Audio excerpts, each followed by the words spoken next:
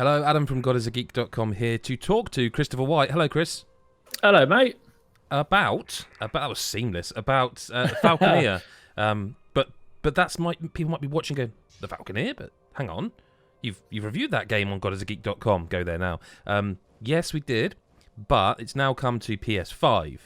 And it's not out yet, but Chris, you've been playing it. In a preview sense, what can people expect from the PlayStation 5 version of the Falconeer? Okay. So, the Falconeer on PS5 is going to be great for people who have never played it and who probably don't own an Xbox. Just because, like, when the reviews dropped and my review dropped, I very much enjoyed it. It was a breath of fresh air. It took the kind of dogfighting mechanics and threw them into this really beautiful world. Now, whilst the kind of there's not a lot of differences between this and the Xbox version, bar the DualSense. Well, the other thing is as well as we don't have access to the kind of new stuff yet, do we? Because I forget what it is. Is it Royal Edition? I forget what it's Warrior called. Pack, Warrior Edition, which like is going to be stuff. Yeah, yeah. But this is kind of just I guess not the base game, but it's just the main experience that players are going to get that's just the same as the Xbox One. But like visually on a PS5, it is beautiful. 4K, 60 frames per second. Because obviously you reviewed it, but did you review it on Was it Series S at the time, or was it actually Series Xbox One? S. It was Series S. Okay. Yeah. Which is a good It was console. my first game on the new kind of Xbox consoles. Cool. So at the time it looked good. I loved it.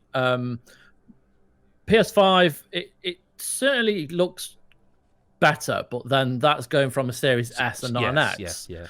But it still baffles me that this is from one guy, really. Yeah. But so visually it's stunning. You've got such a wide array of environments.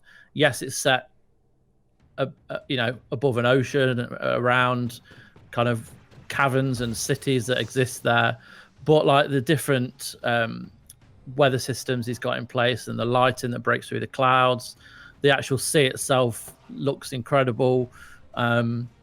Sometimes you just kind of chilling out, just flying over the waves when you're not partaking in missions, because you are free to explore. It is an open world, but then there are times when you're actually caught in some serious fights, and those as well look incredible. The controls are tight. They were anyway, but on PS5 they kind of feel a bit better. The DualSense, which is the kind of the main difference, it works wonders in terms of firing your cannons or your guns or whatever they are. You feel every press of the trigger. So it's proper. There's a lot of weight behind it. It's proper DualSense support for this. It's full on. Yeah. So you do feel that when you're firing at the enemies. You've also got the kind of the whistles in the wind and the feeling of that between your hands. Okay. I wasn't expecting you to say that. So it uses the vibration as well as the it kind of uses. Yeah, I mean that's how I found it. That's impressive. It's not incredible. No. I feel like the DualSense is at present a bit of a novelty, but you only really notice what is actually available for developers when you play games like Ratchet and Clank, Spider-Man. Have that money and kind of wealth of people working on it to kind of really harness the power of it. So every now and again it feels a bit of a novelty, and still Thomas Salah's done a good job of getting that to work, and his team or whatever. Is it obviously again in Ratchet, in games like that, it's it's difficult to get across just audio wise and with game footage on the screen, but the triggers are often in Call of Duty does this, they've got the half step thing, part of the haptics, where you can, in Ratchet for example, you've got different. That, or is it just no? The feel? It's just. I mean, from what I played, which as we said before, it's a preview sense. Yeah. You don't notice that kind of level of To be honest quality. with you, I wouldn't really expect that level. Like, I wouldn't expect a Ratchet It or a doesn't. Returnal It doesn't level. matter really, because like there aren't like they're just guns essentially in a Falconeer. They don't have different kind of settings or abilities in that sense. So like essentially every pull of that right trigger when you're firing, you feel it rumbling through your hands. So it does give it that level of immersion. But you know, so far I think it's great, and I think players that haven't played it on Xbox are going to love it, because it is also coming to PS4 and Switch. Switch. Which I'd kind of be interested to see, because one of the, like, I remember having access to this like pre-release for the Xbox Series X. It was one of the few games that just worked, so it was like I was kind of almost not stuck with it, but there was, at the time, pre-release of the console, there weren't many games that were working properly.